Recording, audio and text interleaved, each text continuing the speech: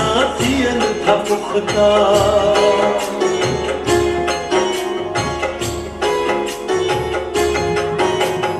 सुर्ग में जोड़ियल कायम रिश्ता, पलो पल साथियन था पुख्ता।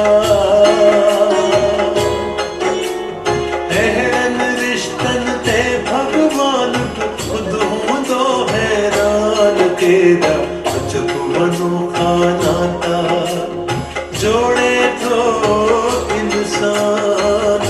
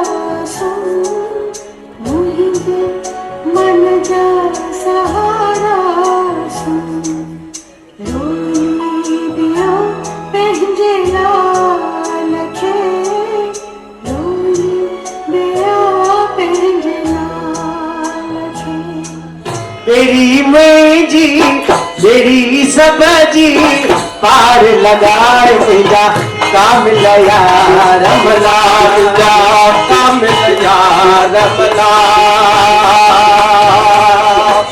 उन सजड़े अनबाब जी जिंदड़ी, पल पल याद दिया रे सुंदड़ी। उन सजड़े अनबाब जी जिंदड़ी, पल पल याद दिया रे सुंदड़ी। उन जिकया कि साख ज़बानी, केॾो प्यारो अमा जो थींदो, केॾो न्यारो अमा जो थींदो। केॾो प्यारो अमा जो थींदो, केॾो न्यारो अमा जो थींदो। असां भी ये कोशिश करे रहिया आहियूं कि सभई सिंधियत खे फैलायूं, ऐं तव्हां भी हुन में ॾाढी सुठी कोशिश ऐं सपोर्ट ॾिनो आहे, छो त तव्हां टिकेटूं ख़रीद करे आया आहियो। त ज़ोरदार ताड़ियूं पंहिंजे पाण लाइ, ज़ोरदार। ऐं अॼु हिकु प्रण ज़रूरु करे वञो कि जॾहिं बि कोई सिंधी प्रोग्राम ॾिसंदासीं त फ्री में न ॾिसंदासीं। ठीकु आहे न? ठीकु आहे, हाय न? वाह वाह, ज़ोरदार ताड़ियूं हिकु दफ़ो वञो। हाणे असांजा कुछ मेहमान आया आहिनि, असां उन्हनि जो स्वागत करणु चाहींदासीं। त असांजे विच में जयराम रूपानी जी आहिनि, असां उन्हनि जो स्वागत अची विया। जयराम रूपानी जी आहिनि, हेठि अचो। तव्हांखे मां चाहींदुसि कि श्री नील चुग उन्हनि खे शॉल पाए सम्मानित कनि। ज़ोरदार ताड़ियूं जयराम रूपानी जी लाइ। अम्मा जो पींगो जेको तव्हां ॾिसी रहिया आहियो, उन्हनि जा प्रोड्यूसर आहिनि ऐं घणा ई इन्हनि कल्चरल प्रोग्राम कया आहिनि, घणनि ई कलाकारनि खे अॻियां वधायो आहे। त अचो त दादा जो स्वागत कयूं। नील चुग खे रिक्वेस्ट आहे कि दादा जो ज़ोरदार ताड़ियूं।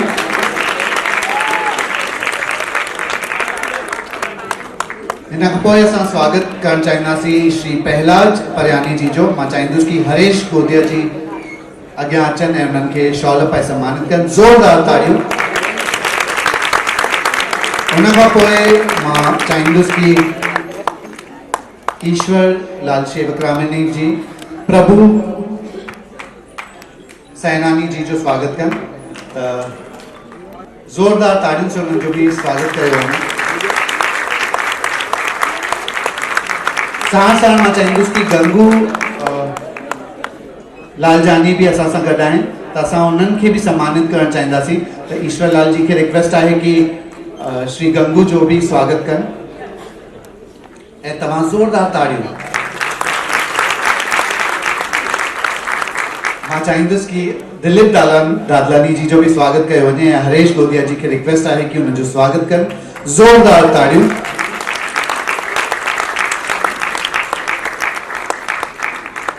हाणे अचो त जेको ख़ासि मक़सदु आहे हिन प्रोग्राम जो, जेके 3 शख़्सियतूं सम्मानित थियण वारियूं आहिनि, तव्हांजे कार्ड्स में त तव्हां ॾिठो ई हूंदो। मां थोरे में तव्हांखे ॿुधायां कि लाइफ टाइम अचीवमेंट अवॉर्ड जेको ॾिनो वञी रहियो आहे उहो आहे थावरदास मोटवानी जी खे ज़ोरदार ताड़ियूं।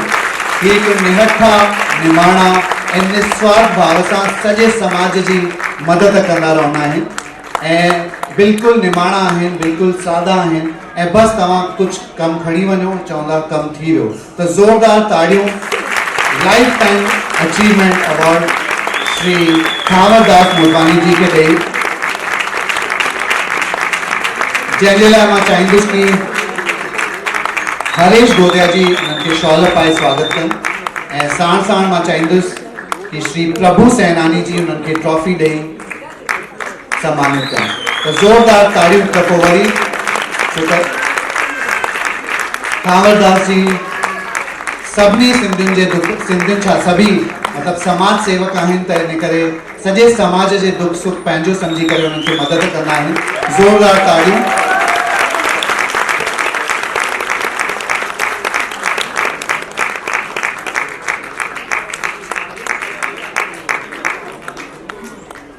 अचो त हाणे ॿियो अवॉर्ड जेको वञी रहियो आहे, उन खां पहिरीं त जेके अवॉर्ड ॾींदा मां उन्हनि खे घुराए छॾियां।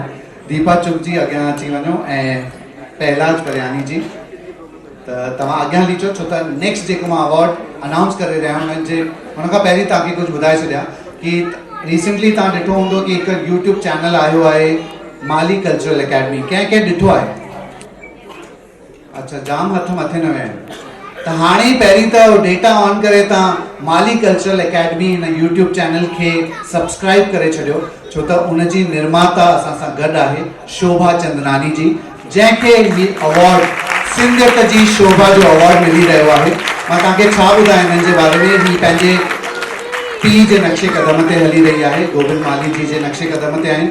घणा ई कल्चरल प्रोग्राम्स कया अथऊं हिंदुस्तान में, हांगकांग में, किथे किथे, ऐं स्टोरी राइटर भी आहे। जेके सिपू मैगज़ीन तव्हां पढ़ंदा हूंदा, या हलचल आहे, हलचल जी एडिटर पिण आहे। त ज़ोरदार ताड़ियूं। हिंदवासी में घणा ई लेख हिननि जा छपिया आहिनि ऐं रिसेंटली हिननि ही जेको चैनल लॉन्च कयो आहे, जंहिंमें घणा ई भगवंती नावाणी जा गीत ऐं आर्टिस्ट जेके आहिनि, कलाकार आहिनि या लेखक आहिनि, हुननि जी डॉक्यूमेंट्रीज़ हुन चैनल ते वेंदियूं आहिनि। त ज़ोरदार ताड़ियूं शोभा चंदनानी माली लाइ, जंहिंखे सिंधियत जी शोभा जो अवॉर्ड ॾिनो वियो आहे। त लास्ट अवॉर्ड वञी रहियो आहे हिकु वर्सटाइल सिंगर आहे। जीअं मां तव्हांखे ॿुधायो कि हिकु परफॉर्मिंग आर्ट्स जी ज़रियो आहे असांजी सिंधियत खे बचाइण जो, त उहा जेका शख़्सियत आहे उहा त पाण बचाईंदी ई आहे, पर इहो जेको जोहर आहे कला जो, जेका तासीर अथसि हुनजे वॉइस में, आवाज़ में, इहा पंहिंजे ॿारनि खे या नंढी टईअ खे बि उहा वर्से में ॾिनी अथई। उनजो नालो आहे रागनी टेकवानी। ज़ोरदार ताड़ियूं। हिननि जो भक्ति संगीत अगरि तव्हां ॿुधंदा त बसि तव्हांजी रूह हुन रूहानी रहबर सां मिली वेंदव। तव्हां थोरो हिकु एग्ज़ाम्पल बि ॾिठो हूंदो कि सुखमनी साहिब कीअं ॻायूं हुननि। त ज़ोरदार ताड़ियूं। हिननि खे भगवंती नावाणी अवॉर्ड सां नवाज़ो वियो आहे। ज़ोरदार ताड़ियूं। मां चाहींदुसि कि हिननि सां गॾु रोशनी, रेणुका ऐं आनंद पिण अचे। आनंद किथे आहे? हा,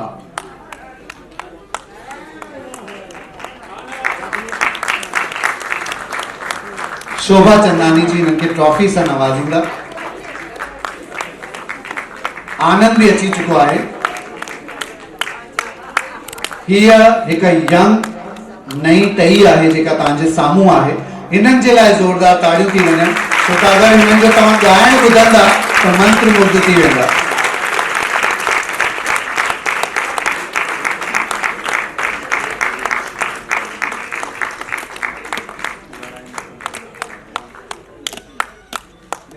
त शोभा माली जी प्लीज़ तव्हां स्टेज ते अचो। असां वधीक वक़्तु तव्हांजो न वठंदासीं, बसि थोरो। जय झूलेलाल। मुंहिंजा सिंधी एॾो घटि आवाज़। जय झूलेलाल। हर क़ौम जी सुञाणप उनजी ज़बान आहे। ज़िंदह सिंधी तूं आहीं, जे ज़िंदा आ तुंहिंजी ॿोली।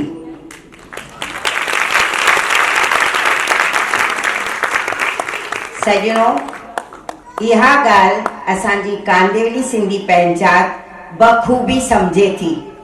इन करे ई अॼु हिते सिंधियत जे सुरहाण सां भरपूर सिंधी नृत्य नाटक अम्मा जो पींगो इन्हनि पेश कयो आहे। ऐं घणे वक़्त खां ईश्वर जी दिलि हुई त इहो नाटक हिते असीं आयोजित कयूं, पेश कयूं, ऐं अॼु उन्हनि जी दिलि इहा पूरी थी आहे। मां उमेद थी कयां तव्हां सभिनी खे इहो नाटक पसंदि आयो हूंदो।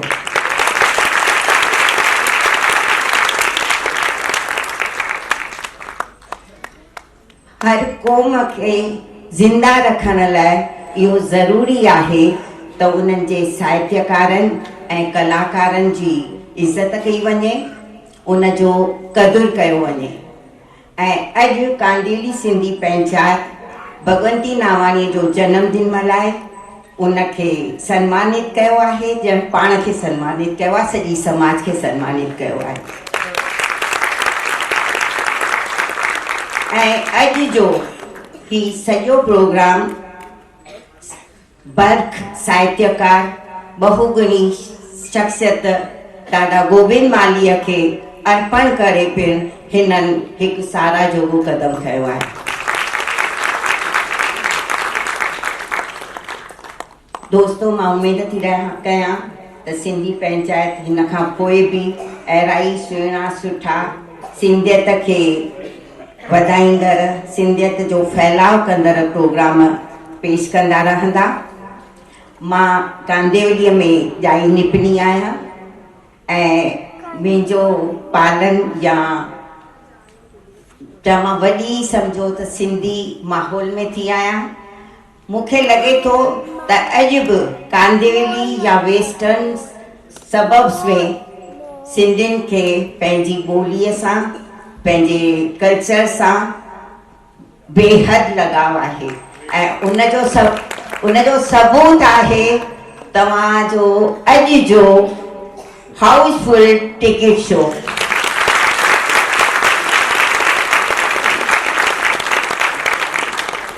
पहिरीं तव्हां सुहिणा सिंधी ज़रेगट हाउसफुल करायो ऐं अॼु अम्मा जो पींगो हाउसफुल करायो। शाबाश आहे मूंखे, तव्हां सभु पंहिंजे लाइ तारीफ़ कयो। ऐं मां उमेद थी कयां ऐं अव्हां सभिनी खे वेनिती थी कयां कि अॻिते पिण ही सिलसिलो जारी रखिजो। सिंधी ॿोली ऐं सिंधी कल्चर सां प्यार हमेशह कंदा रहिजो, इहा मुंहिंजी दिली ख़्वाहिश आहे ऐं मां सम्झां थी तव्हां ज़रूरु कंदा।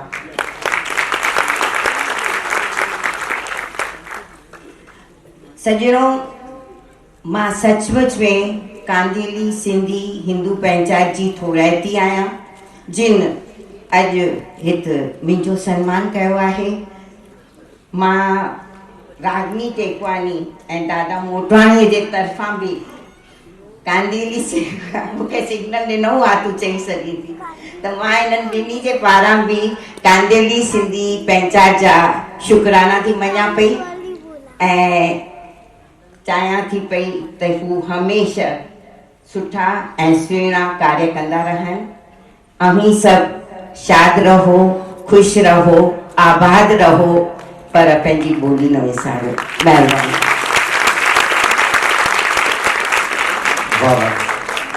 त घणे वक़्त खां इहा बि ईश्वर जी ख़्वाहिश आहे त यूथ विंग, कांदिवली सिंधी हिंदू पंचायत जो youth wing and ladies wing, women wing भी बर्पा कयो वञे, शुरू कयो वञे। त वाह, अधूरियूं तारियूं लॻे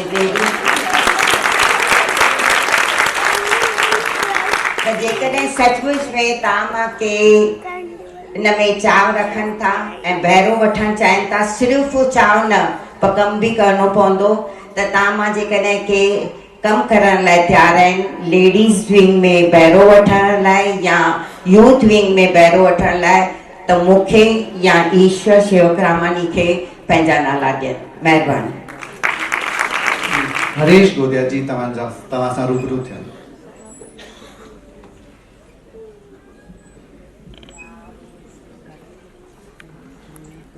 वधीक टाइम न वठंदे and finish fast.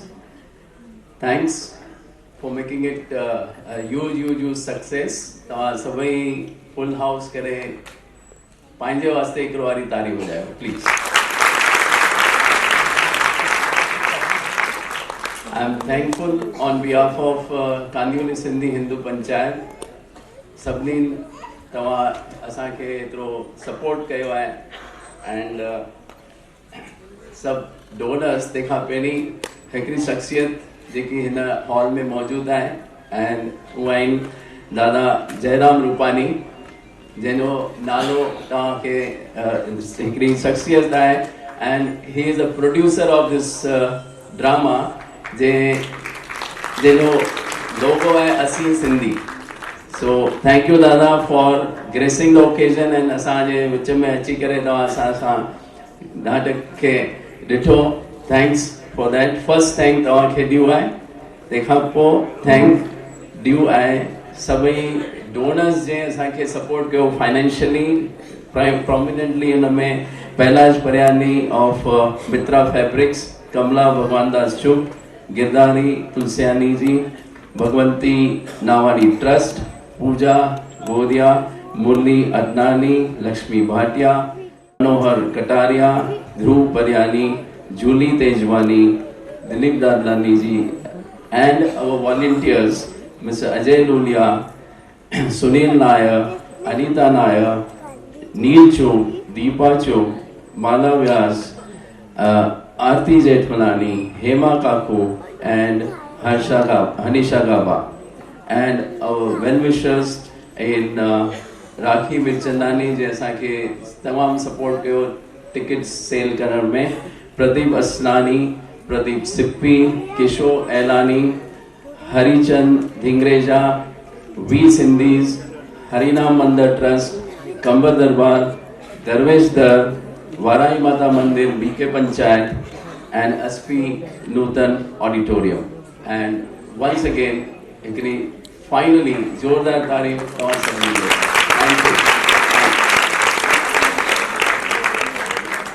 तोखे ना पिंगे में कोन सुमारियो अथम इन करे थो रोइन। अरे मां गोरी वने में बचड़े था डिठुव हेदे पितगरे के भी पिंगे जी चूस लगी वई। घर में गुट्टा था खाऊं हिते तक ॻाल्हायूं।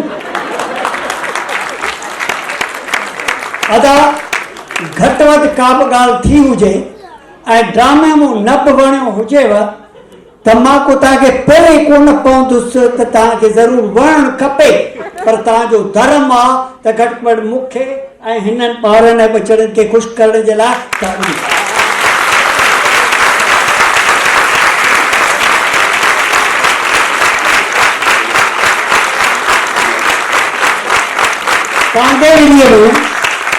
कांदेवलीअ में इहो इतिहास हिकिड़ो रचजंदो। इन जे करे मां हिननि खे अमर रखंदुसि। इन जे करे हिते इहा अनाउंसमेंट थो यानी मां कोन थो कयां, अम्मा जे पींगे जी सॼी टीम थी करे सम्झो साईं खे कहिड़ी ख़बर मथे घुराए वठे या कॾहिं बि हुजे त जेकी करिणो आहे सुभाणे सो कर, अॼु जेको अॼु करिणो आहे सो कर हींअर, ऐं जेको हींअर करिणो आहे सो करे छॾ, करे छॾ। बाक़ी छा बचियो आहे हाणे घणो थियो ऐं इन जे करे हिते अनाउंसमेंट था कयूं।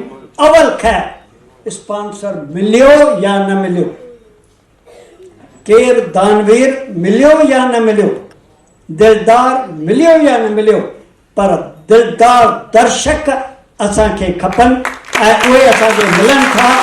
ऐं असीं इहा हिकिड़ी अनाउंसमेंट था कयूं त असीं 3 शो पंहिंजा हिन साल करे सिल्वर जुबली मल्हायूं।